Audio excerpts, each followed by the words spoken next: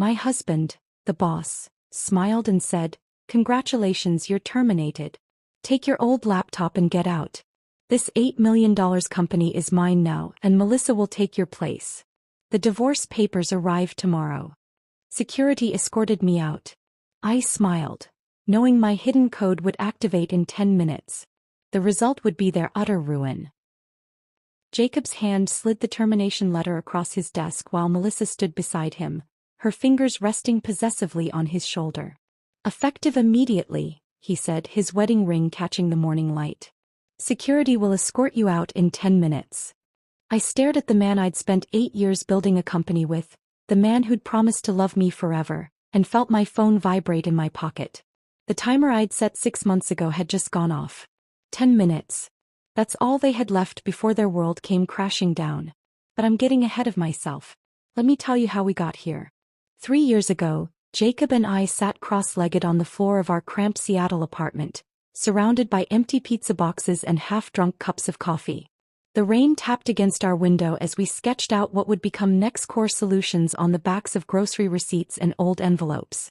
My fingers flew across my laptop keyboard, writing code while Jacob paced behind me, throwing out ideas faster than I could implement them. "What if we could predict security breaches before they happen?" he'd said, his eyes bright with excitement. "Not just react to them but actually see them coming?" I remember looking up at him, my glasses sliding down my nose. "I can build that," I told him. "Give me 3 months and I'll create something nobody's ever seen before." He'd kissed me then, right there among the chaos of our makeshift office. "This is why I love you, Brenda. You make the impossible possible." Those early days were magic. We'd work 18-hour days, surviving on convenience store sandwiches and pure determination. Jacob handled the business side, finding investors, sweet-talking potential clients, managing the books. I lived in the code, building our platform line by line, function by function. We were perfectly balanced, or so I thought. Our wedding happened right in the middle of launching our first major product. I wore a simple white dress I'd bought online for $200, and we got married at the courthouse on a Tuesday afternoon because we couldn't afford to take a whole weekend off.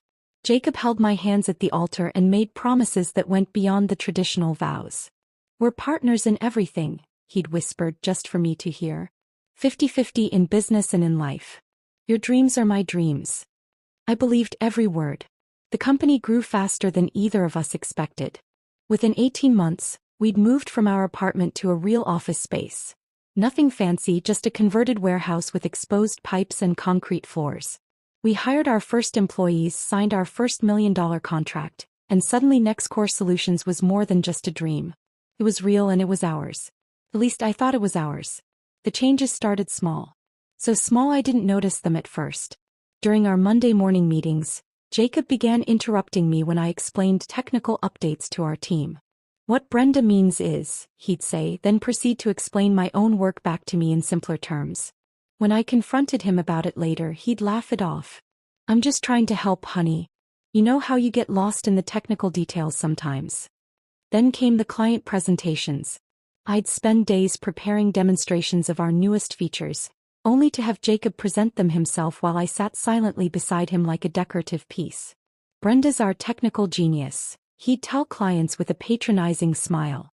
"She makes the magic happen behind the scenes." Behind the scenes. That's where he wanted me.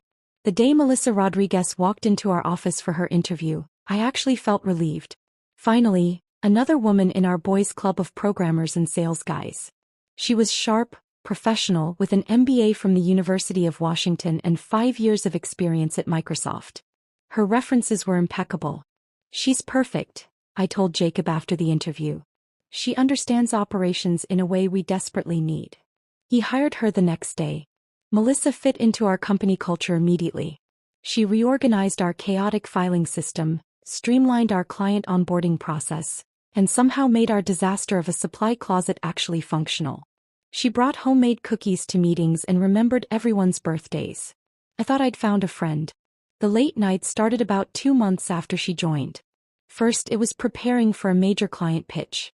Then it was restructuring the sales department. Then it was strategic planning for the next quarter.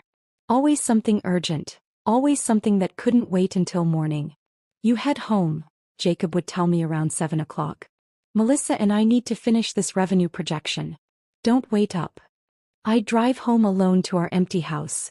We'd finally saved enough for a down payment on a modest 3-bedroom in the suburbs. I'd heat up leftover Chinese food and fall asleep on the couch waiting for him, waking up when he crawled into bed at 2 or 3 in the morning, smelling like her perfume. "You're imagining things," he said when I finally worked up the courage to ask about it. "Melissa wears the same perfume half the women in Seattle wear. You're being paranoid." Was I? I started doubting myself, questioning my instincts. Maybe I was just tired. Maybe the stress of growing the company was making me see problems where there weren't any. After all, Jacob loved me. We'd built this company together. We were partners. The board meeting in September should have been my moment of triumph. I'd just completed a major platform upgrade that increased our processing speed by 300%. Our clients were ecstatic. But when Jacob presented to our investors, my breakthrough became a team effort led by our technical department. "Don't you mean led by Brenda?" Richard Thompson, our lead investor, had asked. Jacob laughed. "Of course, Brenda's our CTO. But she'll be the first to tell you this was a collaborative effort." I sat there, frozen, unable to contradict him in front of the board. Melissa took notes beside him, her expression neutral, professional. Just doing her job. That night I couldn't sleep. I lay beside Jacob, listening to his breathing, and realized something had fundamentally shifted. This wasn't our company anymore. Somewhere along the way it had become his company and I was just another employee who happened to share his bed. The next morning I started paying closer attention. I noticed how Melissa always positioned herself next to Jacob in meetings. How she'd touch his arm when she laughed at his jokes. How he'd started using we when talking about decisions, but the we meant him and Melissa, not him and me. I told myself I was being ridiculous, jealous, insecure. All the things Jacob accused me of being when I tried to talk to him about it. But deep down in that place where we store truths we're not ready to face, I knew. My perfect life was already gone. I just hadn't admitted it yet. That October afternoon started like any other. I'd picked up Thai food from Jacob's favorite place downtown, the one with the red awning and the owner who always remembered our orders. Pad Thai, extra spicy, just how he liked it. I balanced the takeout bags in one hand and used my keycard with the other, heading straight for his corner office. It was 2:47 p.m. on a Thursday. I remember because I'd just checked my phone, making sure I wasn't interrupting his 3 o'clock conference call. His office door was cracked open. I could hear voices from the conference room down the hall, including Jacob's distinctive laugh. Good, his meeting had moved. I pushed the door open with my hip, ready to leave the food on his desk as a surprise. Melissa's silver laptop sat open on his desk, still logged in, the screen bright and demanding attention. I should have just closed it. Should have left the food and walked away. But there was something about seeing her personal computer in his private space that made me pause. The screen displayed her email and the preview of the top message made my stomach tighten. "Can't wait for this weekend. The cabin is perfect for what we discussed." From Jacob's email address. I set the food down slowly, my eyes fixed on that screen. My finger hovered over the trackpad for just a second before I scrolled down. The next email's preview read, "Once Brenda's out, we can restructure everything." The Thai food smell suddenly made me nauseous. I sank into Jacob's chair and started reading. Really reading. Email after email, a correspondence stretching back 4 months. My husband and Melissa weren't just having an affair. They were planning a complete takeover of the company. My company. The platform I'd coded with my own hands. "The board trusts me completely," Jacob had written 3 weeks ago. "When I tell them Brenda's been unstable and her work is suffering, they'll support the termination. 48% ownership means nothing if she's voted out for cause." Melissa's response was even worse. "The documentation I've been creating will support that narrative. Every time she questions your decisions, I note it as aggressive behavior. Every time she works from home, it's absence without proper communication. We have enough." I grabbed my phone and started taking photos. Quick, sharp clicks of the camera capturing every damning word. My hands stayed steady even as my chest felt like it might explode. 23 photos. Then I heard footsteps in the hallway. I closed the laptop carefully, exactly as I'd found it, and was unwrapping the Thai food when Jacob walked in with 2 other executives. "Honey." His face lit up with what I now recognized as practiced affection. What a nice surprise. Thought you might be hungry. I managed, my voice somehow normal. Hi Tom. Hi David.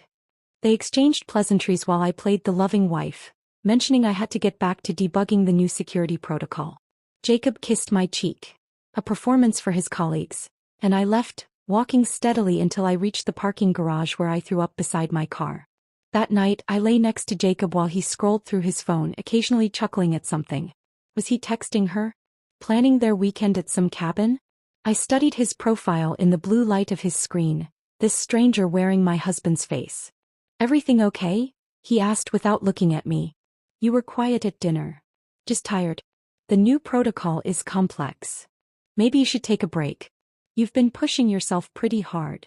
There was the groundwork for my instability. I made a non-committal sound and turned away, my mind racing. They were planning to force me out, but when? How much time did I have? The next morning, after Jacob left for his gym session, I opened my laptop and began my real work. Not the security protocol, something far more important. I started documenting everything. Every contribution I'd made to the company, every piece of code I'd written, every innovation that had come from my work. I created encrypted folders, backed up to 3 different cloud services under accounts Jacob didn't know existed. Then I started recording. I bought a tiny voice recorder from a spy shop downtown, paying cash while wearing sunglasses like some character in a bad movie. But it worked. I recorded meetings where Jacob presented my ideas as his own. I recorded him telling potential investors that I was just the technical support, while he was the visionary. The hardest part was continuing to sleep next to him. Continuing to kiss him goodbye in the mornings. Continuing to pretend I didn't know he was destroying everything we'd built together while planning a future with another woman. Some nights, I'd lie awake until 3 or 4 in the morning, writing code on my laptop while he snored beside me. But this wasn't vengeful code. Not yet. This was protection. I embedded tracking protocols into every major system I'd built, invisible markers that would prove the code was mine. I created backup doors into the platform, not to harm it but to ensure I could prove my authorship if needed. Each line was carefully crafted to be completely undetectable during normal operations. You're working too much, Jacob said one morning, finding me asleep at my desk at home. Maybe we should talk about reducing your responsibilities. Another brick in their wall. I started seeing Dr. Patricia Reeves, a therapist in Tacoma, far enough away that I wouldn't run into anyone from work. I paid cash, gave a fake last name and poured out my story to a stranger who handed me tissues and told me I wasn't crazy. Gaslighting, she said during our 3rd session. What you're describing is textbook emotional manipulation. But what if I'm wrong? What if I'm just being paranoid? She looked at me over her glasses. You have photographic evidence of their affair and conspiracy. That's not paranoia. That's pattern recognition. November turned into December. The company holiday party was torture. Watching Jacob and Melissa carefully maintain professional distance while their eyes found each other across the room. I wore my best dress and smiled until my face hurt, playing the devoted wife and dedicated C. Brenda's the heart of our technical team, Jacob told everyone during his toast. Past tense, I noticed. Not is creating or is building. Just the heart, something that could be replaced. 2 weeks before Christmas, I heard them on a conference call they didn't know I was part of. I dialed in early to a board meeting and they were using the line, thinking they were alone. After the new year, Jacob was saying. We'll do it in January. Clean start. The divorce papers? Melissa asked. Same day. Rip the band-aid off. By February you'll officially be COO, and we can stop sneaking around. I muted my line and listened to them plan my professional and personal execution, taking notes in my encrypted journal. January. I had less than a month to prepare. That night I worked until dawn, not on company code but on my insurance policy. Every system I'd built for NextCore had a heartbeat, a rhythm I knew better than anyone. I didn't create destruction. I created vulnerability.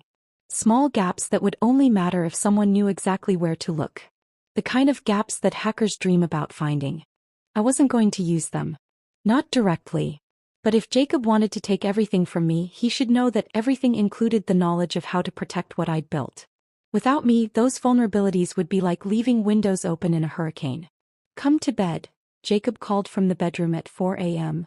5 more minutes, I replied, typing the last line of code that would serve as my insurance policy. He was snoring when I finally crawled into bed, my laptop warm from hours of work. I looked at his sleeping face and felt nothing but resolve. They thought they were so smart, documenting my instability and planning their takeover. They had no idea what I was capable of when cornered. I closed my eyes and started counting down the days until January. Until the charade would end. Until they would learn exactly who they'd underestimated. The January countdown had begun, but my mind kept circling back to earlier moments. Red flags I'd dismissed, explained away, or simply refused to see. Now, with the truth burning in my chest, every memory took on a different shade. The first board meeting I wasn't invited to happened in early August. I'd been preparing my quarterly technical presentation for weeks, creating visualizations that would help our investors understand the breakthrough we'd achieved in predictive analytics. That morning, Jacob stopped by my office with coffee and a sympathetic smile. "Change of plans for today's board meeting," he said, setting the cup on my desk. "Richard Thompson wants to focus purely on financials and market expansion. Pretty dry stuff. No need for you to sit through 3 hours of number crunching." "But I always present the technical updates," I said, confused. Richard specifically asked about our algorithm improvements last quarter. Jacob's jaw tightened for just a second. "I'll handle it. You know how these investors get. Sometimes too much technical detail makes them nervous about things they don't understand. Better to keep it high level." I spent that afternoon in my office watching the clock, feeling strangely untethered. When Jacob returned, he was vague about the discussions. "Went great," was all he said. "They're very pleased with our direction." 2 weeks later, I ran into Richard Thompson at a coffee shop downtown. His discomfort was immediate and obvious. "Brenda, how are you feeling?" he asked with the kind of careful tone people use around someone fragile. "I'm fine. Why wouldn't I be?" He shifted his weight, glancing around like he was looking for an escape route. "Jacob mentioned you've been under a lot of pressure. Taking some time to recalibrate." Recalibrate. The word tasted bitter. "Richard, I've never been more focused.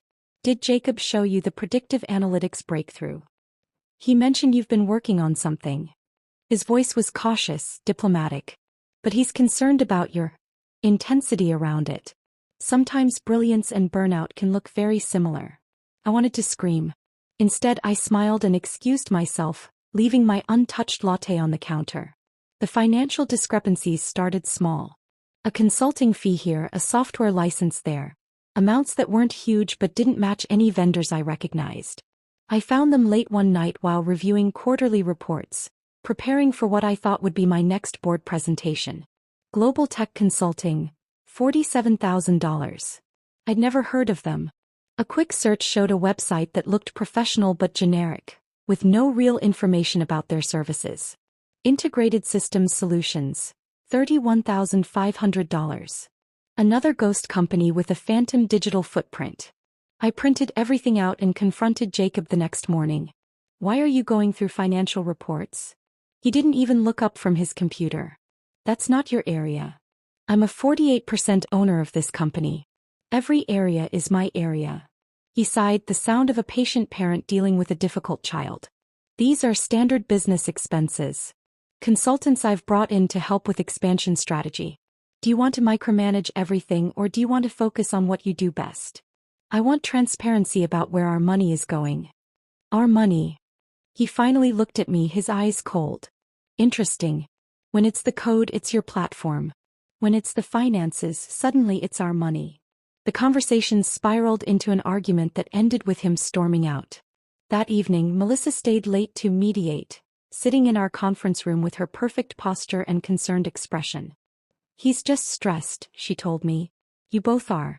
Maybe if you focused on your technical responsibilities and let him handle the business side, things would be smoother." Looking back, I can see how carefully orchestrated it all was. The restructuring proposal came in September, presented as a necessary evolution for our growing company.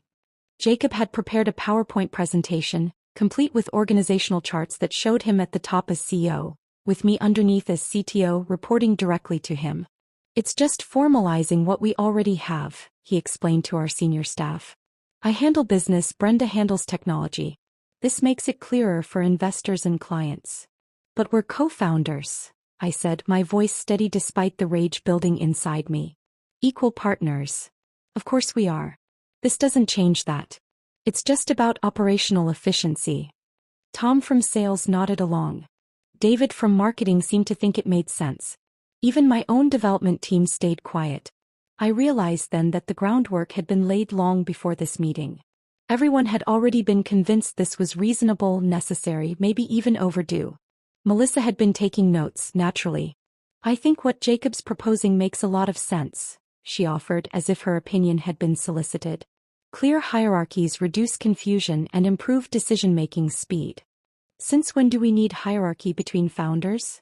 I asked. Jacob's smile was patronizing.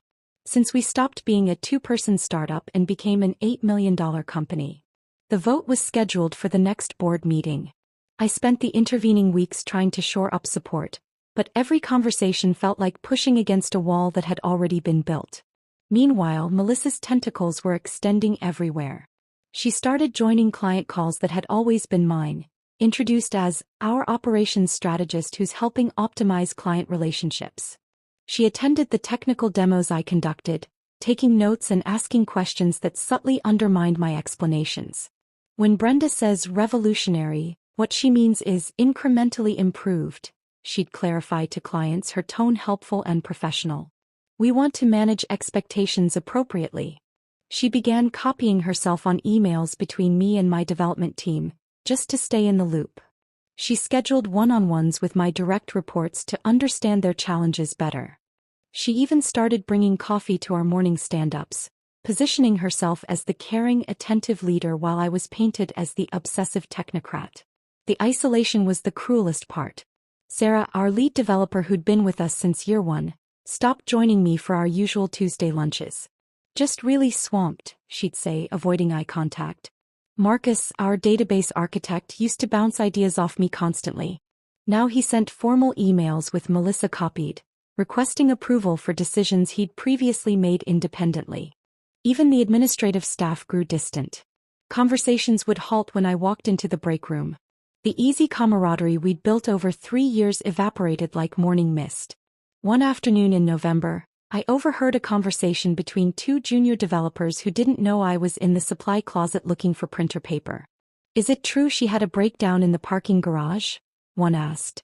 That's what I heard. Jacob's been really patient with her, but it must be affecting the company. Melissa said we need to be supportive but maintain professional boundaries. Yeah, she's been great about helping us navigate the situation. The situation. That's what I'd become. Not the co-founder who'd built the platform they worked on every day, but a problem to be managed. I sat in that supply closet for 20 minutes, surrounded by boxes of paper and toner cartridges, understanding finally how completely I'd been outmaneuvered. Every single person in the company had been given a narrative about me, and I'd been too buried in my work, too trusting of my husband to see it happening. That night I watched Jacob at dinner, cutting his steak with precise movements, checking his phone between bites. He'd gained weight recently, too many client dinners, he said. But now I wondered if they were really client dinners or something else entirely. The team seems distant lately, I ventured. Maybe you're projecting, he replied without looking up. Have you been taking those walks Dr. Reeves recommended? My blood froze. I'd never told him about Dr. Reeves. What? He glanced up, his expression neutral. You mentioned a therapist recommended exercise. For stress. Had I? I couldn't remember. Maybe I had. The gaslighting was so effective that I questioned even my own memories. Right? I said, returning to my meal. The final board meeting I attended was in December. I wasn't presenting, Jacob had made that clear, but as a major shareholder I couldn't be excluded entirely. I sat at the far end of the conference table, watching him present my work as collaborative team efforts, while Melissa provided supporting documentation for every claim. Richard Thompson and the other investors barely looked at me. When I tried to add context to a technical question, Jacob smoothly interrupted. Brenda's absolutely right, and that's exactly what our documentation shows. He made my expertise sound like an echo of his own understanding. I left that meeting knowing my professional assassination was complete. In 2 months, I'd gone from co-founder and technical visionary to unstable liability. And the worst part? Everyone believed it because the story had been told so carefully, so gradually, that it seemed like natural truth rather than constructed fiction. That night, as Jacob slept beside me, I opened my laptop one more time. The code I'd been writing wasn't just insurance anymore. It was justice waiting to be served.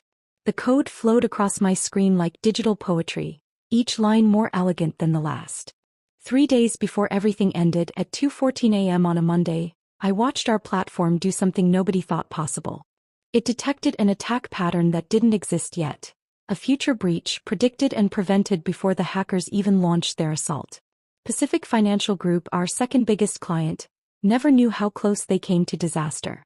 Our algorithm identified 17 separate vulnerability points being probed by what looked like innocent traffic. But the pattern, the beautiful, terrifying pattern, showed a coordinated attack scheduled to hit in exactly 6 hours. I called their head of security directly from my home office, waking him up. "Tom, you need to get your team online now. You're about to be hit with a coordinated breach attempt targeting your wire transfer protocols." "Brenda? It's 2 in the morning. What are you talking about?" "Check your servers. Specifically the Singapore and London nodes. You'll see probe traffic that looks routine, but it's not. They're testing response times for a synchronized attack at 8:24 a.m. Eastern." The silence on the other end stretched out. Then I heard rapid typing. "Jesus Christ. We're seeing it now. This is huge." I walked him through the countermeasures, my fingers flying across the keyboard as I helped his team shore up their defenses in real time. By 5 a.m. we'd turned their system into a fortress. When the attack came at 8:24, exactly as predicted, it bounced off like rain against steel. The call came at 9 a.m. Paul Harrison, Pacific Financial CEO, was nearly shouting with excitement. "Brenda, do you understand what you just did? You saved us from what could have been a $100 million loss. Maybe more. This is revolutionary." "The platform did what it was designed to do," I said, exhausted but exhilarated. "This is why NextCore exists. We need to set up a call with Jacob and the team. This deserves recognition. Hell, this deserves a press release." My stomach sank. Of course. Jacob will coordinate everything. The client call was scheduled for that afternoon. I prepared a detailed presentation showing exactly how our algorithm had detected the future attack pattern, the predictive modeling that made it possible, and the implications for cybersecurity globally. This was Nobel Prize-level innovation, and it had come from my mind, my code, my sleepless nights. Jacob reviewed my presentation an hour before the call. "This is a bit technical," he said, frowning at my slides. "Let me simplify it for the client." I watched him delete slide after slide of my work, replacing them with vague buzzwords and corporate speak. My groundbreaking algorithm became our proprietary threat matrix. The predictive modeling became advanced analytics. 3 years of innovation reduced to marketing fluff. When the call began, Jacob positioned himself in front of the camera while I sat slightly off to the side, barely in frame.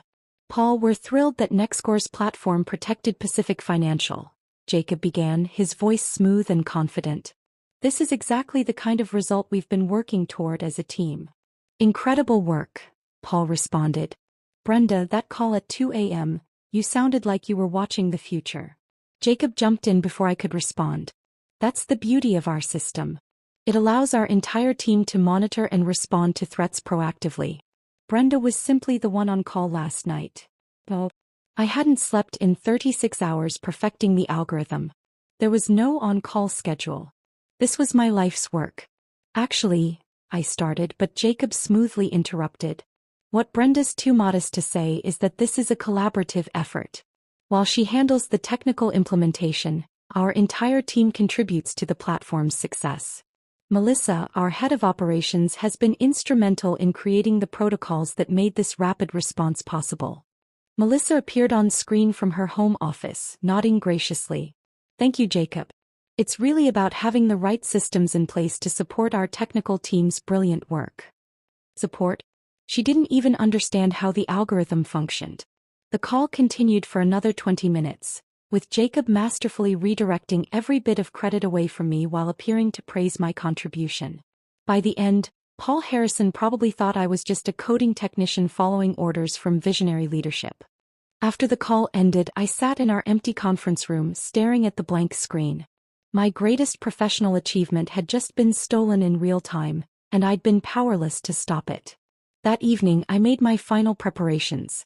Every piece of documentation that proved my authorship of NextCore's core technology went into an encrypted cloud storage account registered under my maiden name. Patent applications I'd filed independently before the company's formation. Original code repositories with timestamp verification.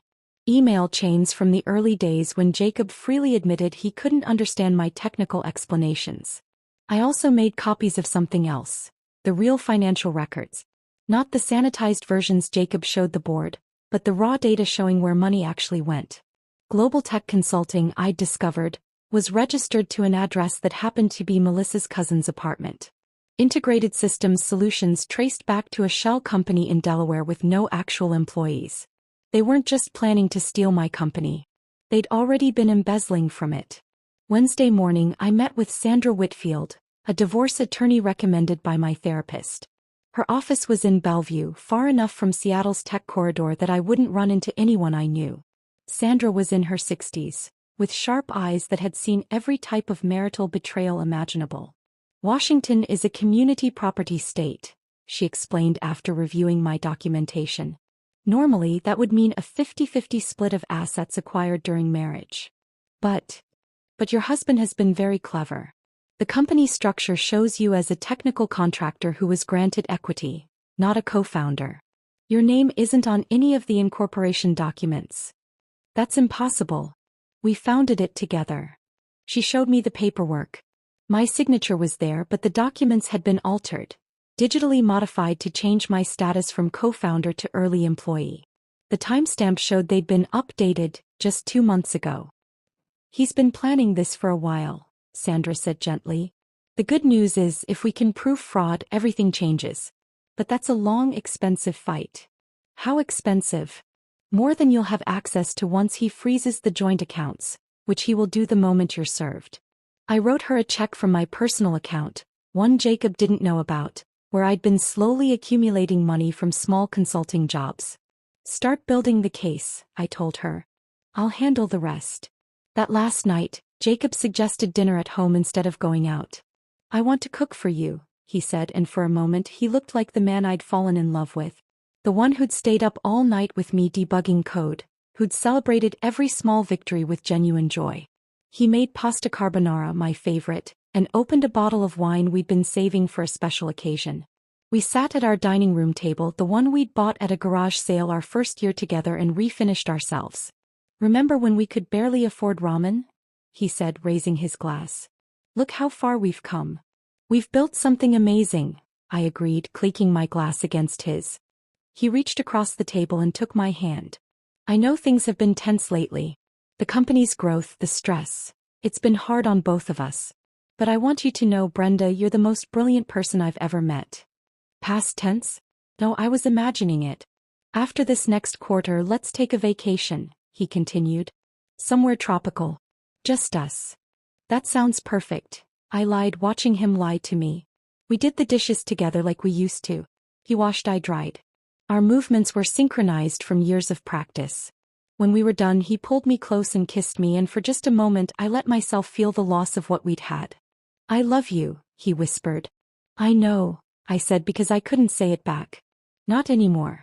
That night, as Jacob slept peacefully beside me, I lay awake running through my mental checklist. The code was in place. The documentation was secured. The lawyer was retained. Everything was ready. At 3 a.m. I slipped out of bed and walked through our house one last time. The pictures on the walls. Our wedding, our first office, the day we signed our first major client. All those moments when I'd believed we were building something together. I made myself coffee and sat in my home office, watching the sunrise through the window. In 6 hours, Jacob would call me into his office. In 6 hours, my life as I knew it would end. But he didn't know about the timer on my phone. He didn't know about the code waiting to activate. He didn't know that sometimes, the person you underestimate the most is the one who knows your systems better than you know them yourself. I opened my laptop and typed a single command into a terminal window. scheduling it for exactly 10 minutes after 9 a.m. Then I closed the laptop, finished my coffee, and went to get ready for my last day as Jacob's wife and employee. I chose the charcoal gray suit, the one I'd worn to our first investor pitch. My hands were steady as I buttoned the jacket, applied lipstick without a tremor, and slipped on the watch Jacob had given me for our 5th anniversary. Every piece of armor mattered now. The call came at exactly 9 a.m. Not 8:59, not 9:01. Jacob had always been precise about his cruelties. Brenda. His assistant Carol sounded uncomfortable. Jacob needs to see you in his office right away. He says it's important. I'll be right there. I picked up my laptop bag, the old one from our startup days with the coffee stain on the corner, and walked through the office with my head high. Developers looked up from their screens as I passed. Did they know? Had word already spread through the carefully constructed gossip network? The elevator ride to the executive floor felt both endless and too quick. Each floor that passed was another second closer to the performance Jacob had orchestrated. When the doors opened, I saw Carol avoiding eye contact, suddenly very interested in her computer screen. Go right in, she mumbled.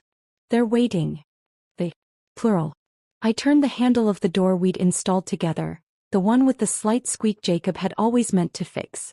The morning light streamed through the floor-to-ceiling windows, illuminating a scene staged with theatrical precision. Jacob sat behind his mahogany desk. Our desk, the one we'd bought at an estate sale, joking that one day we'd be successful enough to deserve it. Melissa stood to his right, her hand resting on the back of his chair with casual ownership. She wore a red dress. Power color. Message received. But there was a third person. Gary Hughes from HR, lurking in the corner with a manila folder and the expression of someone who'd rather be anywhere else. Brenda. Please sit down. Jacob's voice carried that CEO tone he'd been practicing, authoritative but detached. I remained standing. I'm comfortable, thanks. Something flickered in his eyes, annoyance that I wasn't following his script. Very well.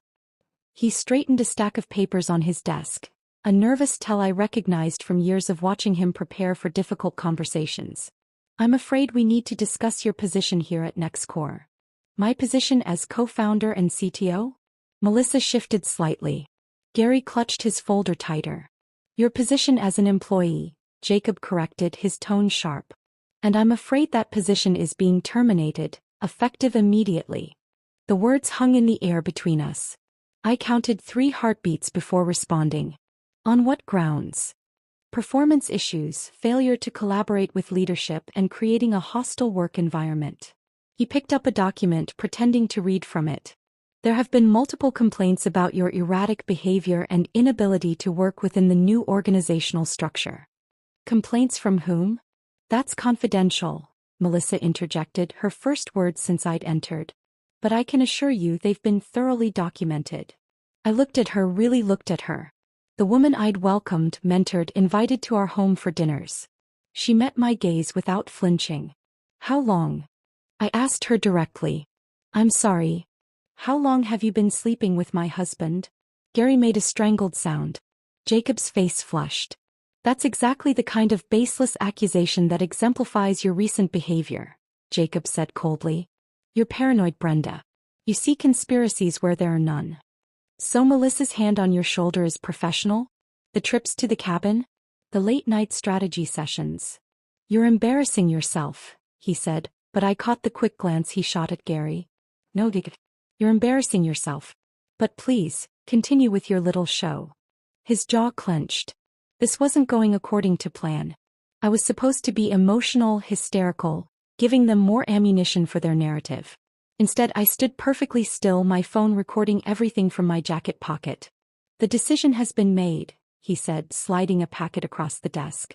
Your termination is effective immediately. You'll receive 2-week severance, continuation of health insurance for 30 days, and... He paused, that cruel smile finally breaking through. You can keep your old laptop. The one from the early days. Call it sentimental value. The laptop. My 2019 MacBook Pro that contained every original line of code, every algorithm, every innovation that built this company. He thought he was being magnanimous, throwing scraps to the woman he'd destroyed. He had no idea he was handing me a loaded weapon. That's generous, I said flatly. We think so, Melissa chimed in. Considering the circumstances. The circumstances being that you're stealing my company? Nobody's stealing anything, Jacob said, his voice taking on an edge of warning. You're a minority shareholder who's being removed from operational duties due to documented performance issues. Your equity remains intact, though of course its value will depend on the company's continued success under new leadership. New leadership being Melissa? The board will make that determination. The board he'd been poisoning against me for months. The board that would rubber stamp whatever he recommended. Is that everything? I asked. Jacob seemed surprised by my calm. He'd prepared for tears, anger, pleading. Not this cold acceptance. Not quite. His smile widened and I saw the man behind the mask. The one who'd been planning this for months, maybe longer. There's one more matter. Personal in nature. He pulled out another envelope, this one with a law firm's logo in the corner. I've filed for divorce.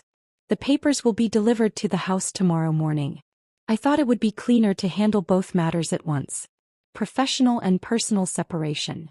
The room tilted slightly, but I held steady. Even expecting it, hearing the words felt like being hollowed out with a dull spoon. How efficient of you. I'm moving out tonight, he continued as if discussing a dinner reservation. You can keep the house for now. We'll sort out the division of assets through our attorneys. Our attorneys. Already separate. Already divided. Anything else? My voice sounded strange, distant, like it was coming from someone else. Security will escort you to your desk to collect your personal belongings. Gary finally spoke, his voice apologetic. Standard procedure. Of course. I picked up the termination packet without looking at it, then reached for the laptop bag Jacob had gestured to, my old computer sitting on the side table, obviously placed there for this moment. Brenda, Jacob said as I turned to leave. I stopped but didn't turn around. For what it's worth, you're brilliant. You always have been. But brilliance without business acumen, without the ability to play the game, it only gets you so far. I did turn then, meeting his eyes one last time. You're right, Jacob. I never learned to play the game. I was too busy building the company you're about to destroy. His smirk faltered slightly. Melissa's hand moved to his shoulder again, a gesture of support or possession. Security is waiting outside, Gary said quietly. 2 guards stood in the hallway, trying to look professional rather than uncomfortable. I recognized them, Tony and Marcus, guys I chatted with every morning for 3 years. Morning, guys, I said pleasantly. Shall we? The walk through the office was surreal. Every face that turned toward me was a verdict. Some looked away quickly, complicit in their knowledge. Others seemed confused, watching their CTO being marched out like a criminal. A few, my original team members, looked stricken. Sarah half stood from her desk as I passed. I shook my head slightly and she sank back down. At my office, former office, I was given 10 minutes to pack. I made a show of slowly placing personal items in a box. The coffee mug from our first successful product launch, a photo of the original team, the stress ball shaped like a bug that developers had given me as a joke. I left everything important. The awards, the certificates, the framed first dollar we'd earned. Let them gather dust as monuments to what Jacob had destroyed. That's everything, I told Tony, who looked like he wanted to apologize but couldn't. The elevator ride down felt like descending from a life I'd never get back. Through the lobby, past the reception desk where Emma watched with wide eyes, out through the glass doors I'd helped select because they represented transparency and openness. The January air hit my face, sharp and clean. Behind me, the building rose into the gray Seattle sky, containing everything I'd built and lost in the span of 3 years. My phone buzzed. A text from an unknown number. Check your email, Melissa. I deleted it without reading whatever gloating message she'd sent. Another buzz. This time my calendar notification. System maintenance 10 minutes. I looked back at the building one more time, then walked to my car, placing the laptop bag carefully in the passenger seat. 10 minutes until the code activated. 10 minutes until they learned what happens when you steal from someone who built the very foundation you're standing on. My car sat in the parking garage like a refuge, but I couldn't bring myself to get in yet. The laptop bag weighed heavy in my hand as I stood beside the driver's door, watching the digital clock on my phone tick forward. 9:08. 2 minutes. I placed the bag carefully in the passenger seat and pulled out my phone, opening an encrypted messaging app I'd installed months ago. The interface was blank except for a single status indicator. Pending. 9:09. The parking garage echoed with the sound of a car door slamming somewhere above me. Normal office sounds.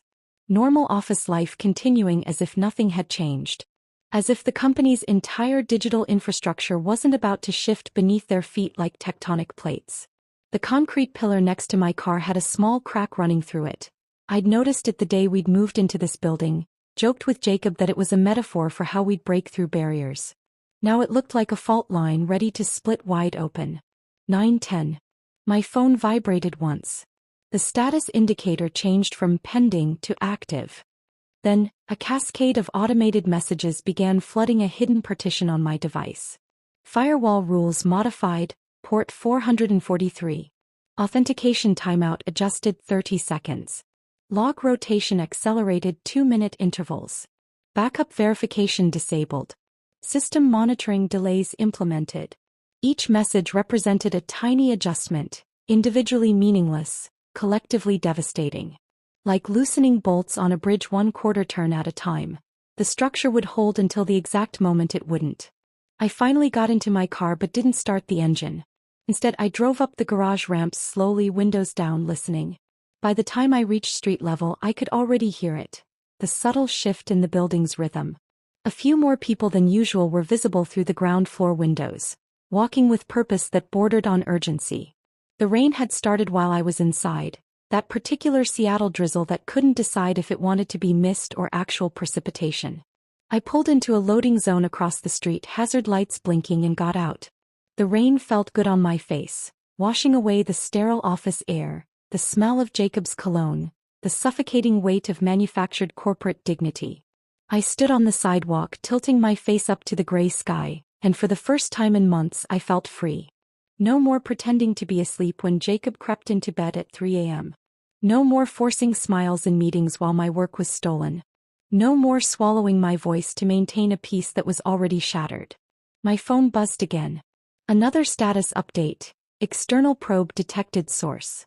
Moscow. Right on schedule. The vulnerabilities I'd created were like blood in the water, and the sharks were already circling.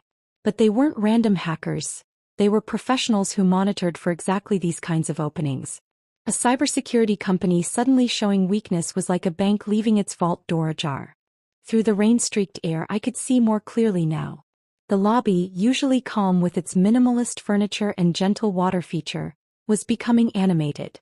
The security guard who'd been reading a newspaper was now on his phone, gesturing urgently.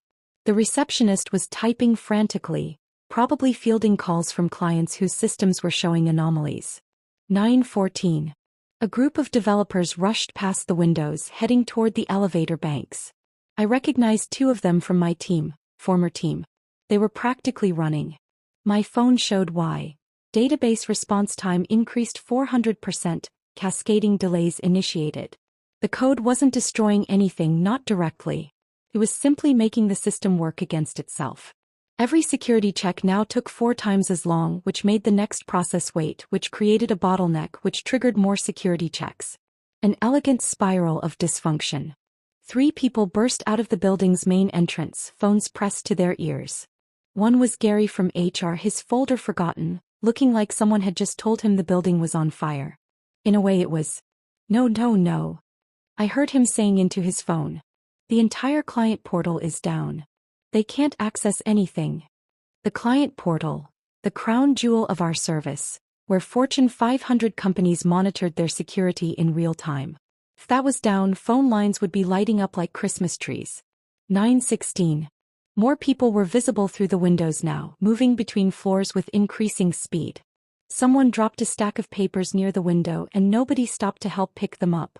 The careful corporate choreography was breaking down. My phone showed a new development. Beijing probe detected. London probe detected. Sao Paulo probe detected. The international hacker community had noticed. Nextcore, the company that promised to predict and prevent cyber attacks, was suddenly broadcasting its own vulnerability to anyone with the skills to look. It was like watching a shepherd realize his guard dogs had turned into sheep. A taxi pulled up beside me, the driver rolling down his window. "You okay, miss? You're getting soaked." "I'm perfect," I told him and meant it. He shook his head and drove off, probably thinking I was crazy. Maybe I was. Standing in the rain, watching my ex-husband's empire begin to crumble, feeling nothing but calm satisfaction. Sanity was relative.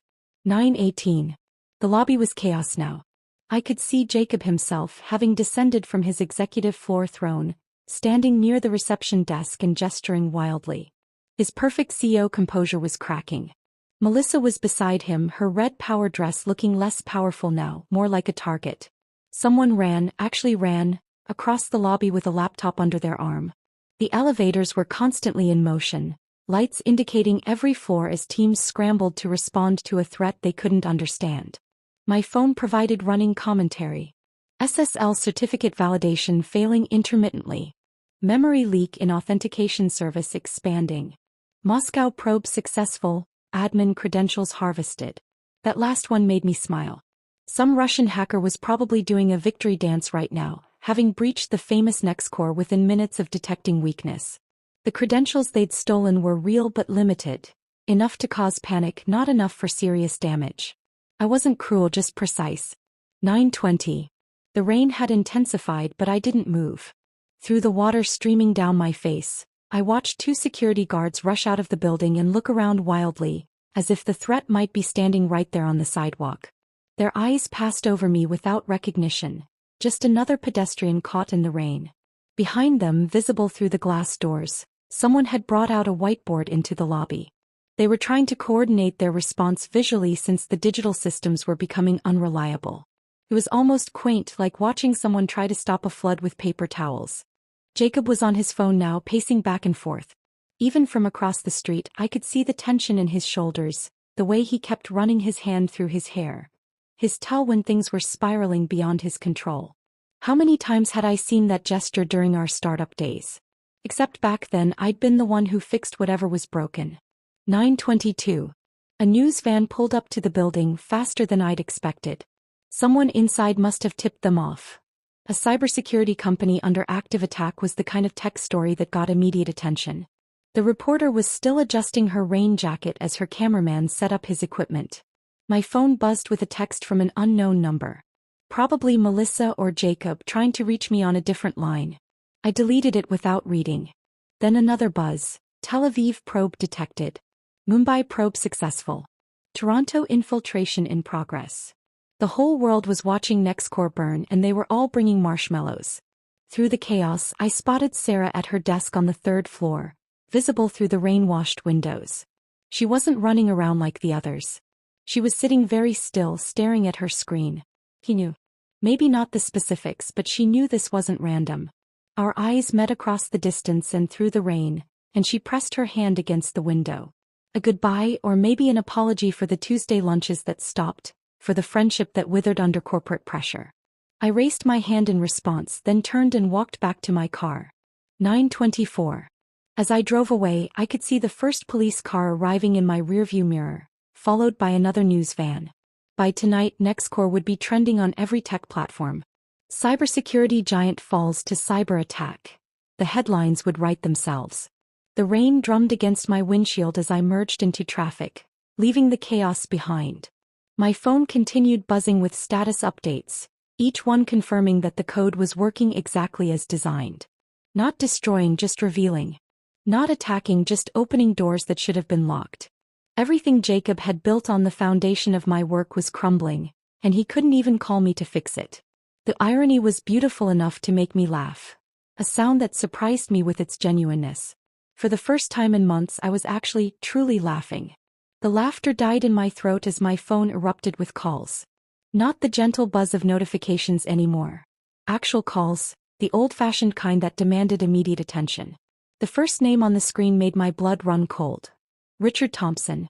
I pulled into a coffee shop parking lot, rain still hammering the roof of my car, and stared at his name flashing on the screen.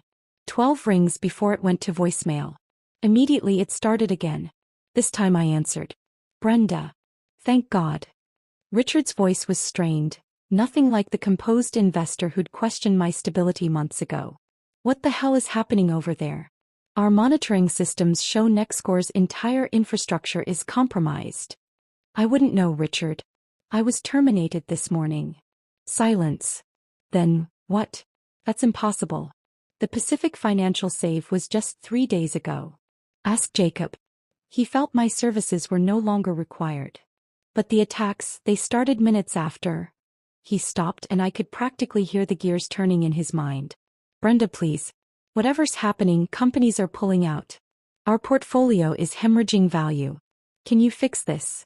I don't work there anymore. I'll pay you directly. Consultant fees. Whatever you want. Richard, I'm sitting in my car locked out of all systems with no access to the platform I built. Even if I wanted to help, I couldn't. He cursed, something I'd never heard from him before. This is going to destroy everything. Do you understand? Everything. I ended the call. Immediately another came through. Paul Harrison from Pacific Financial, the man whose company I'd saved 72 hours ago. Brenda, we're pulling our contract. I'm sorry, but we can't be associated with a compromised security firm. The board is in emergency session. This is a disaster. I understand, Paul. How could this happen? You were just... He paused. You knew this would happen, didn't you? When you called at 2 a.m. about our vulnerabilities. You were seeing the same weaknesses in your own system. I should go, Paul. If you start your own firm, call me. We'll be your first client. The calls kept coming. Investors, clients, former colleagues, journalists who'd somehow gotten my number. I sent them all to voicemail, watching the messages pile up like digital snow. Then at 10:47 a.m., Jacob's name appeared on the screen. I let it ring 4 times before answering. Brenda, I need you to come back to the office immediately. No greeting, no pretense. His CEO voice had been replaced by something raw and desperate. I was escorted out by security, remember? Stop playing games. The composure cracked completely. The entire system is failing. We're losing everything. The code, your code, it's the only thing that can fix this. My code isn't the problem, Jacob. Then what is? These vulnerabilities appeared out of nowhere. The timing. The timing is unfortunate, I agreed. But if you'd kept the person who understood the system, maybe you'd be able to fix it. Brenda, please. His voice broke on the word. I know things ended badly this morning, but this is bigger than us. The company, our company, is dying. Your company. You made that very clear. I'll bring you back. Full restoration. We can work out the details later. With Melissa as my supervisor? Silence. Then, Melissa is handling operations. Is she handling them well? Are her protocols helping with the crisis? This isn't about her. No. The head of operations has nothing to do with operational failure. I heard muffled voices in the background, then Melissa's voice came on the line. Brenda, this is beneath you. Whatever vendetta you have against us, innocent people are being hurt. Our employees. The employees who watched me get marched out like a criminal? That was protocol. That was theater. I cut her off. You wanted everyone to see me humiliated. Well, now they can see you fail. Poetic, isn't it? Jacob grabbed the phone back. The Russians are inside our systems. The actual Russians, Brenda. They're downloading client data. Do you understand what this means? It means you should have invested more in security infrastructure instead of reorganizing to push out your co-founder. I'm begging you. Those 3 words hung in the air. Jacob had never begged for anything in his life. He'd charmed, persuaded, manipulated, demanded, but never begged. I can't help you, Jacob. I don't have access anymore. You made sure of that. I'll give you full admin access right now. Remote login. Whatever you need. And contaminate the crime scene. I'm sure the FBI would love that. The FBI? His voice pitched higher. They're not, we haven't. You haven't called them yet? A major cyber attack on a company handling security for Fortune 500 clients, and you haven't notified federal authorities? That's going to look interesting in the investigation. The sound he made wasn't quite a sob, but close. My phone beeped with another call. Local news station. I have to go, Jacob. Good luck with everything. Brenda, wait. I ended the call and switched to the news station. The reporter's words came rapid fire. Ms. Martinez? I'm calling about the situation at Nextcore. We understand you were the CTO until this morning. Can you comment on the timing of your departure and the current attack? No comment. But surely the coincidence. I said no comment. I turned my phone to silent and drove home through streets that felt different somehow. Lighter. The rain had stopped, leaving everything clean and gleaming. My house, soon to be just my house once the divorce went through, sat quiet and welcoming. Inside, I made myself tea and opened my personal laptop, the one Jacob never knew about. The news was already everywhere. Breaking. Nextcore Solutions suffers major cyber attack. Cybersecurity firm breached by international hackers. Clients flee as Nextcore fails to protect itself. The tech blogs were having a field day. Someone had leaked internal communications showing the chaos. Screenshots of error messages, photos of the whiteboard in the lobby, even a video of Jacob shouting at someone in the parking garage. My phone, still on silent, showed 47 missed calls. The number kept climbing. I opened my encrypted partition and watched the real-time feeds. The vulnerabilities were being exploited from 17 different countries now. Each attacker thought they were the clever one who'd found a weakness, not realizing they were all walking through doors I'd strategically left open. The client exodus was swift and brutal. Pacific Financial's departure triggered a domino effect. If Nextcore couldn't protect itself, how could it protect anyone else? By noon, 70% of their major contracts had termination clauses invoked. The investor situation was even worse. Richard Thompson didn't just pull funding. He issued a public statement distancing his firm from Nextcore's fundamental security failures. Other investors followed suit, each statement another nail in the coffin. At 1 p.m., the FBI announcement came through. Federal authorities are investigating a significant breach at Seattle-based cybersecurity firm Nextcore Solutions. Companies using Nextcore services are advised to implement immediate alternative security measures. That was the kill shot. No company could survive the FBI essentially telling clients to abandon ship. I pulled up Nextcore's stock tracker. They'd gone public just 6 months ago, another of Jacob's grand plans. The stock had opened at $47. It was now at $12 and falling. My phone lit up with a text from Sarah. He's crying in the server room. Actually crying. Melissa locked herself in her office.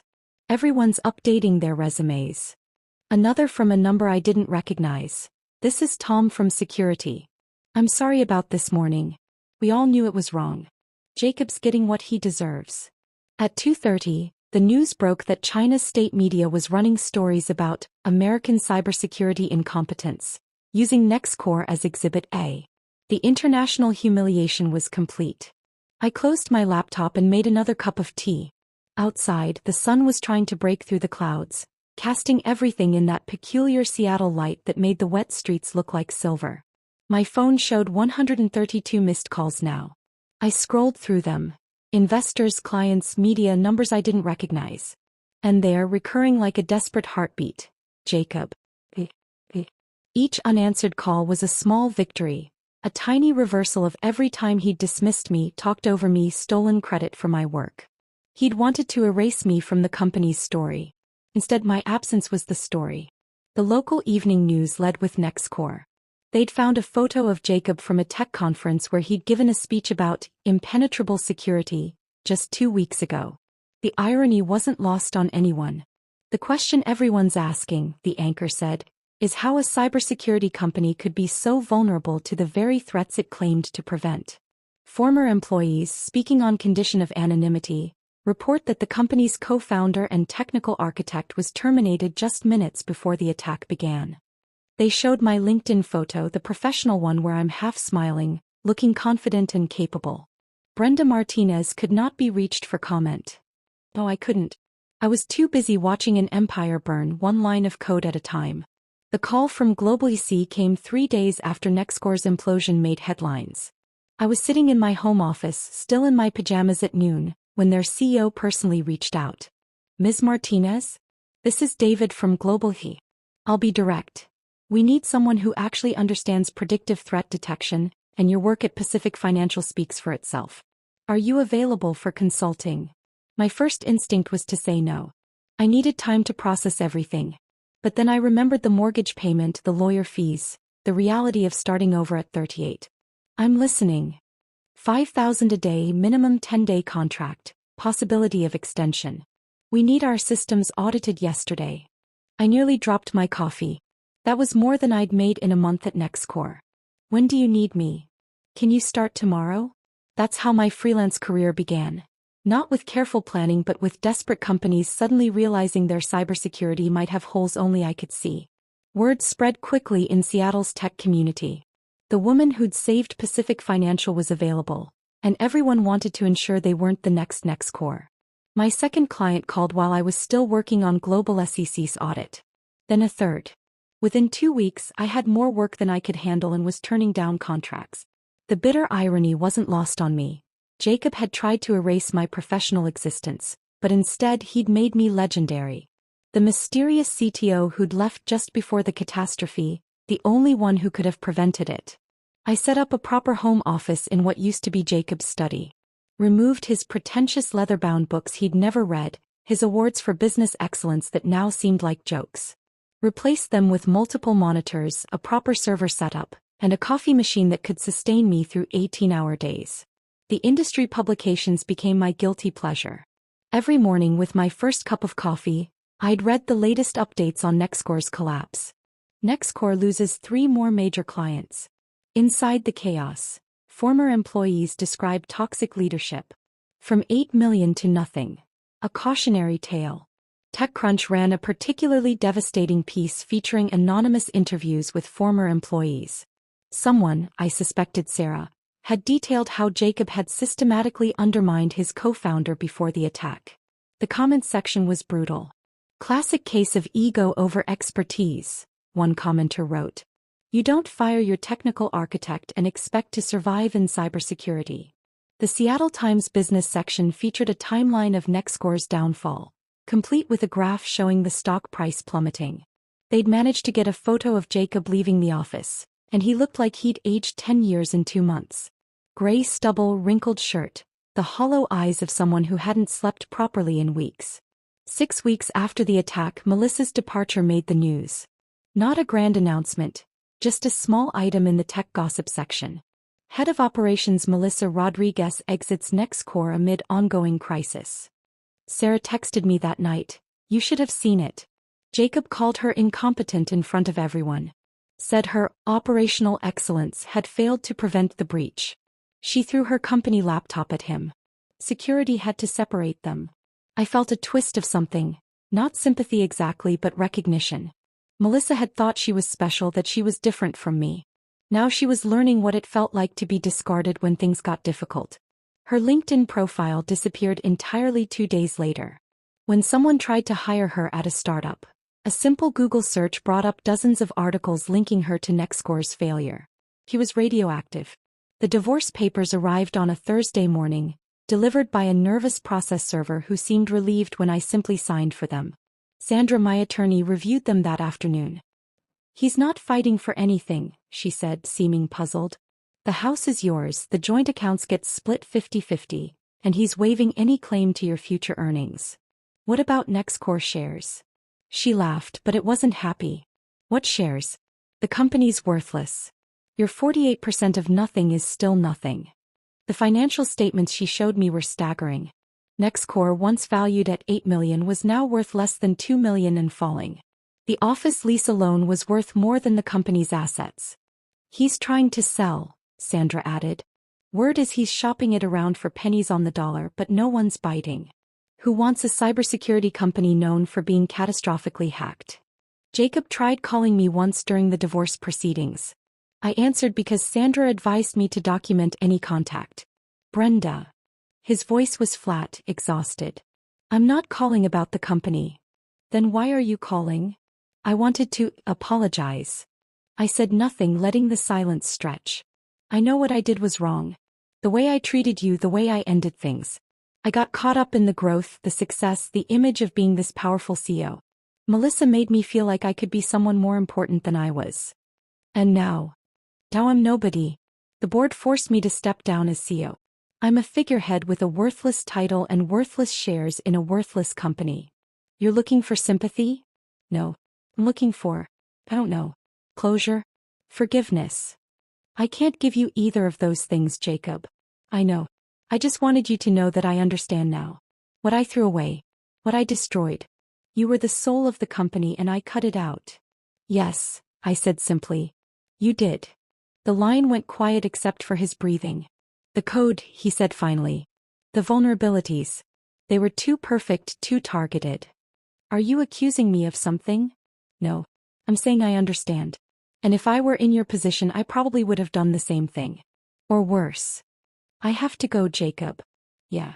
Take care, Brenda. That was the last time we spoke directly. The divorce was finalized a month later. I kept my maiden name on all the paperwork. Martinez, not his surname that I'd never legally taken anyway despite his assumptions. Meanwhile, Nextcore continued its death spiral. Employees jumped ship daily. The Seattle office, once bustling with 60 people, was down to 15. They'd already shut down the Portland satellite office and were trying to sublease the Seattle space. The final nail came when the FBI investigation concluded. While they found no evidence of internal sabotage, my code was far too elegant for that. They did find evidence of financial irregularities. Those phantom companies Jacob and Melissa had been paying? The FBI was very interested in those. Richard Thompson called me one last time as Nextcore entered its final days. We're writing it off as a complete loss, he said. $8 million gone. My partners want to know how I could have been so blind. You saw what Jacob wanted you to see. No, I saw what I wanted to see. A charismatic male CEO with a beautiful girlfriend and a convenient technical partner who did the real work.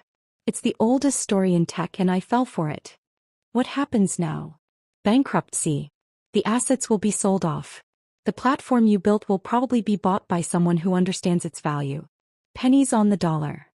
And Jacob? Unemployable in tech. Between the failure and the FBI investigation, he's done. Last I heard, he was moving back to Ohio to live with his parents. Ohio.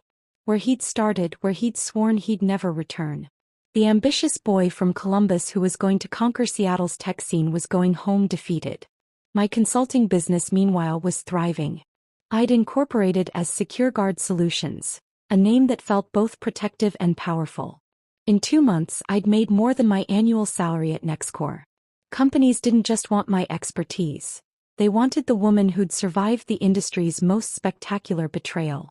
One evening, while reviewing a contract that would take me to San Francisco for a week, I got a text from an unknown number. The message was simple. The office is empty now. They're changing the locks tomorrow. I knew it was Sarah. I also knew what she was really telling me. An era was officially over. The company we'd built, the dream we'd shared, was dead. I poured myself a glass of wine and stood on my deck, looking out at the Seattle skyline. Somewhere in that maze of lights was an empty office with my code still embedded in its dead systems. Somewhere was Jacob, probably packing his things. Somewhere was Melissa, trying to figure out how to rebuild a career that had turned to ash. And here I was, alone but not lonely, broken but not destroyed. The consulting contracts on my desk represented a future I was building on my own terms.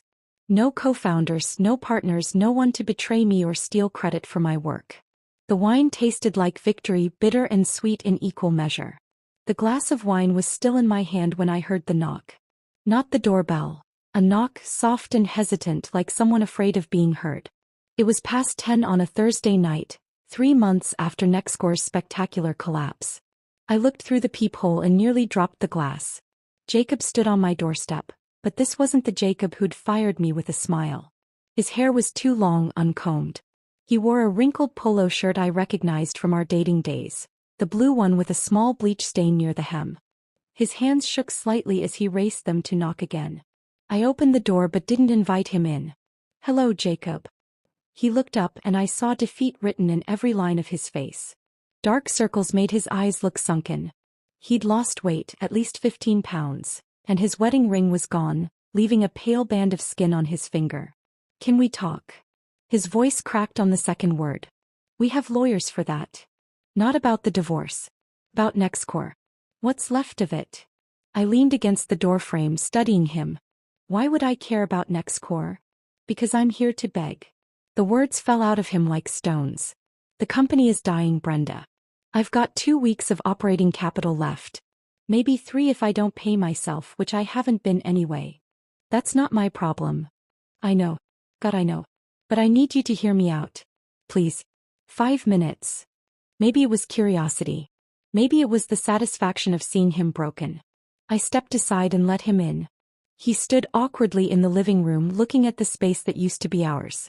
I'd redecorated, removed every trace of our life together, painted the walls a warm terracotta instead of his preferred gray, replaced his modern furniture with comfortable pieces that actually felt like home.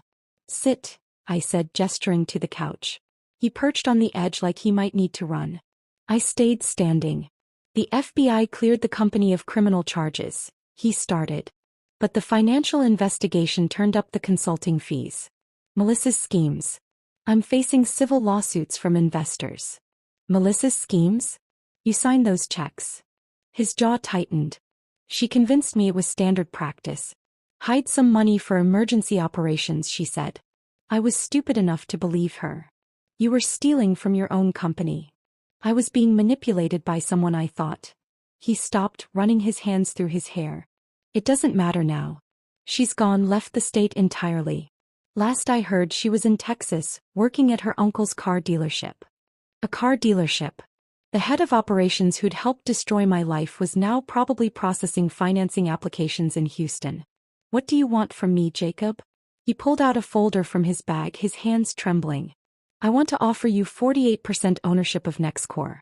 Full shareholder rights, board position, complete technical autonomy. I laughed, short and sharp. 48% of nothing is still nothing. It won't be nothing if you come back. We both know the platform works. You built something extraordinary. The vulnerabilities that destroyed us, they weren't natural. They were surgical. Precise. Our eyes met. He knew. Of course he knew. If you're accusing me of something, I'm not. I'm saying that someone who could create those vulnerabilities could also fix them. Permanently. Make the platform stronger than ever. Why only 48%? Why not 50%? Because I need to maintain technical control for the investors. But you'd have veto power on any major decision. You'd essentially be equal partner, just like... He swallowed. Just like we always should have been. I walked to the window, looking out at the city lights, making him wait.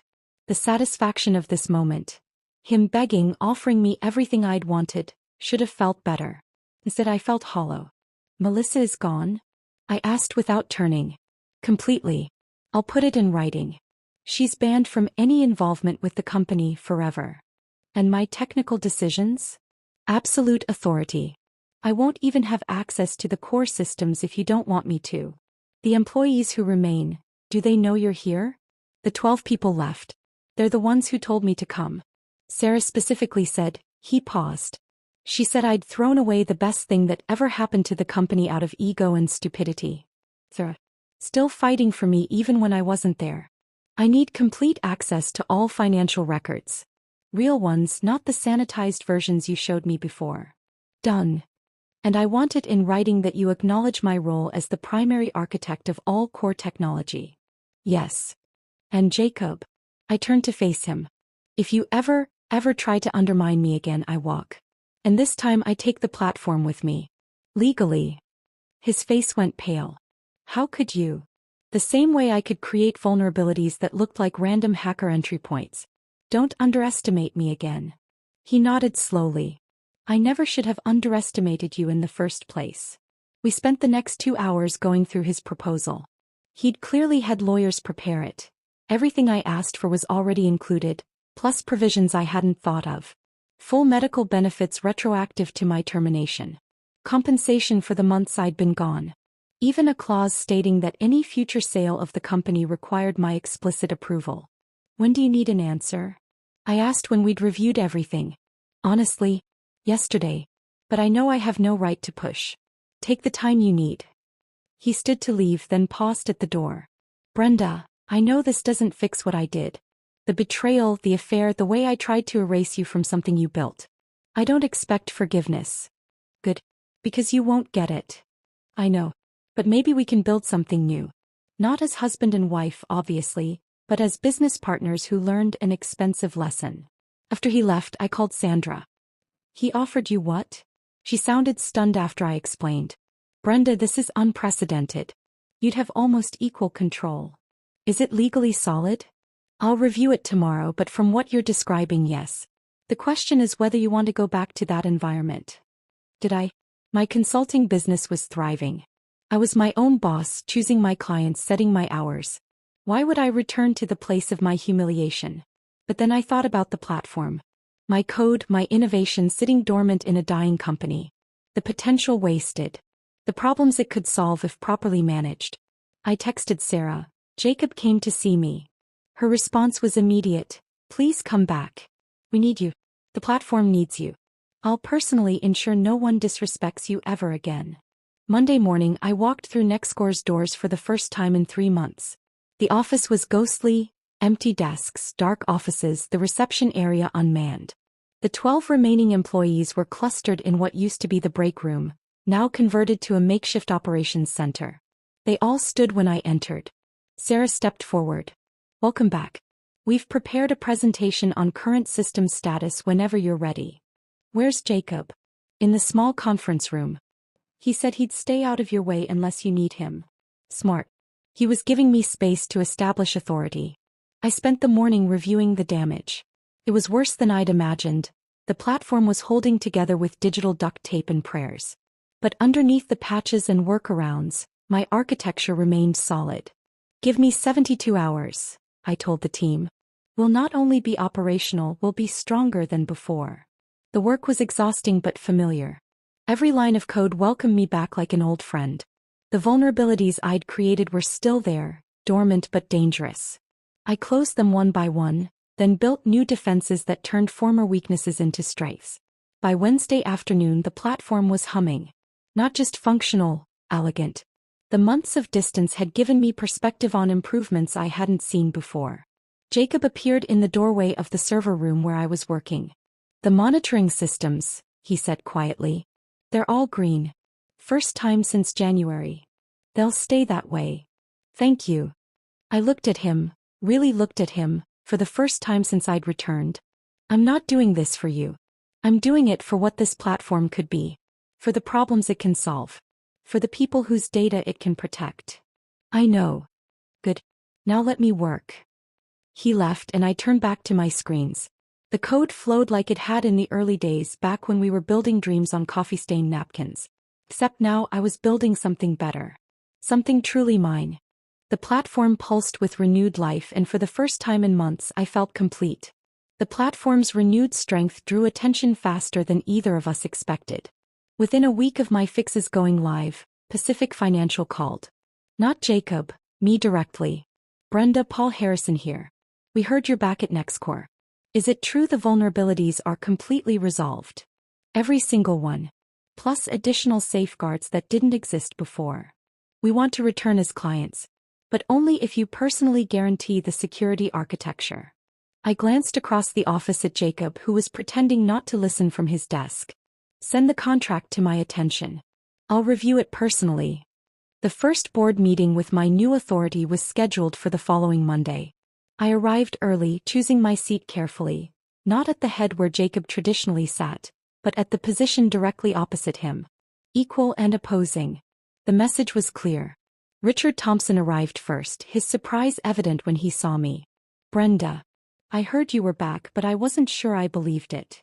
48% ownership makes it worthwhile, I said simply. His eyebrows rose. 48? That's one board vote away from control, Jacob said, entering the room. He looked better than he had at my door, clean-shaven, pressed shirt, but the confidence was gone. Brenda has full technical authority and veto power on major decisions. Other board members filtered in, each showing the same surprise at the new dynamic. When Jacob called the meeting to order, I interrupted. Before we begin, I need to clarify the new structure. All technical decisions, hiring for technical positions and platform development go through me. Jacob handles business operations, but any decision affecting the core product requires my approval. That seems, one member started. Non-negotiable, I finished. Those are the terms that brought me back. If anyone has issues with that arrangement, I'm happy to walk away and take my 48% worth of votes with me. Silence. They all knew what that meant. Without me they had nothing. Well then, Richard said slowly, let's hear about the recovery plan. I laid out my vision. Not just recovery, transformation. The attack had taught us valuable lessons about our own vulnerabilities. We could use that knowledge to build something unprecedented. A security platform that had survived the worst and emerged stronger. It's brilliant, Richard admitted. But we need clients to believe in us again. They will, I said. Because we're going to be transparent about what happened. Not the details but the lesson. We're the security company that learned from failure. That's more valuable than false promises of invulnerability. Jacob started to speak. I think what Brenda means. I said exactly what I mean. I cut him off. And I don't need translation. His face flushed, but he nodded. Of course. My apologies. The room shifted.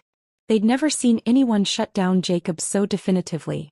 The power dynamic was clear now. I wasn't his technical support anymore. I was his equal, perhaps more. Over the next weeks, Jacob tested boundaries constantly. He scheduled a meeting with a potential CTO candidate without telling me. I walked into his office during the interview. Thank you for coming, I told the candidate. But the position isn't available. We won't be hiring a CTO while I'm here. The candidate looked confused, glancing between Jacob and me. There's been a miscommunication, Jacob said smoothly. No, I replied. There's been a decision. Mine. After the candidate left, Jacob's composure cracked. You embarrassed me. You went behind my back.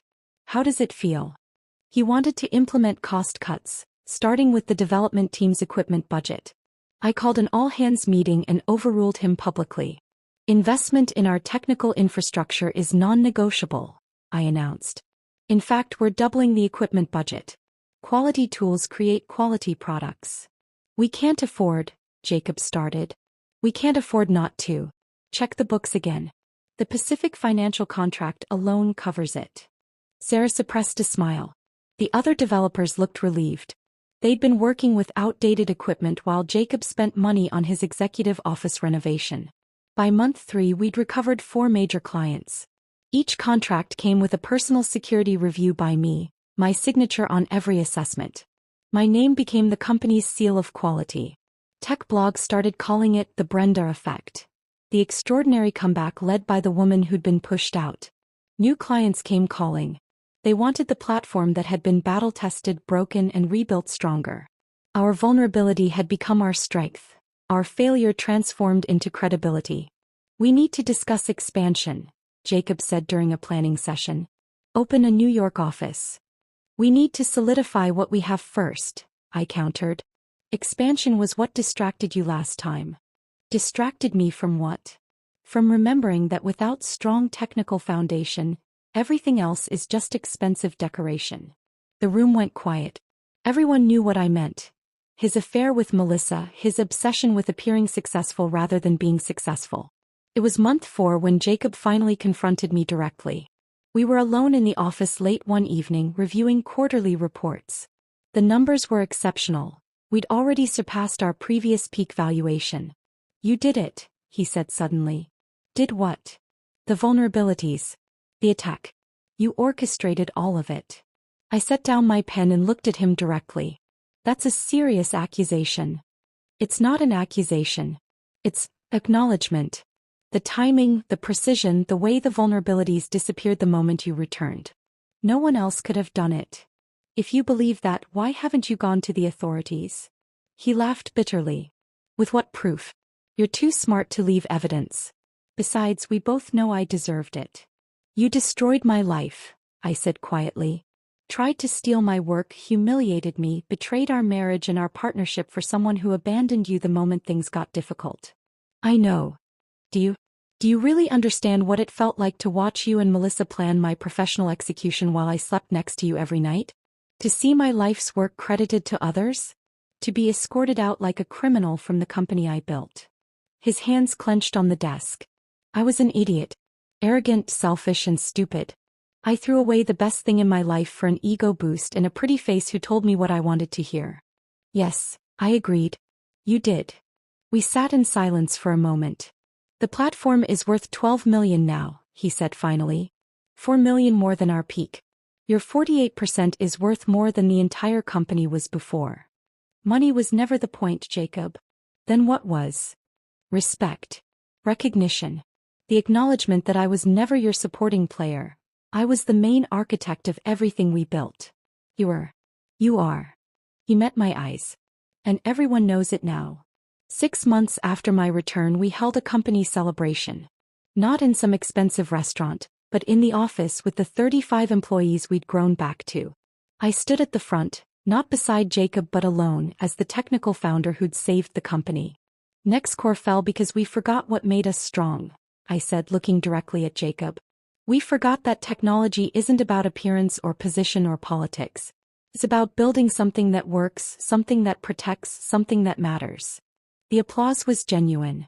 Sarah started it, but everyone joined in, even Jacob. Later, as we cleaned up, Jacob approached me one last time. For what it's worth, he said, you're the most brilliant person I've ever known. I just wish I'd remembered that before I lost everything that mattered. You didn't lose everything, I reminded him. You still have 52% of a $12 million company. That's not what I meant. I knew what he meant. But that door had closed the moment he'd chosen Melissa over me, position over partnership, ego over love. Good night, Jacob, I said, gathering my things. As I left the office, my office now as much as his, I thought about the timer that had started this all. 10 minutes that changed everything. The code that had brought a giant to its knees and lifted me from the ashes of betrayal. Walking to my car under Seattle's ever-present clouds, I felt the weight of my keys. Heavier now with the additional office keys, server room access, the physical proof of my position. My phone buzzed with a text from a reporter wanting to interview me about the greatest comeback story in tech. I deleted it. The real story was too complex for headlines, too raw for public consumption. It was about more than business or betrayal or revenge. It was about discovering that sometimes the person others underestimate most is exactly who holds all the power. The platform hummed along, secure and strong, protecting data across the globe. My code, my creation, finally acknowledged as mine. And Jacob? He'd learned the hardest lesson of his life. Never underestimate the woman who built your kingdom, because she knows exactly how to bring it down. And more importantly, she's the only one who can build it back up. If this story of brilliant revenge had you on the edge of your seat, hit that like button right now. My favorite part was when Brenda watched her code activate in real time, bringing down the empire Jacob built on her stolen work. What was your favorite moment? Drop it in the comments below. Don't miss more thrilling stories like this. Subscribe and hit that notification bell so you never miss an upload.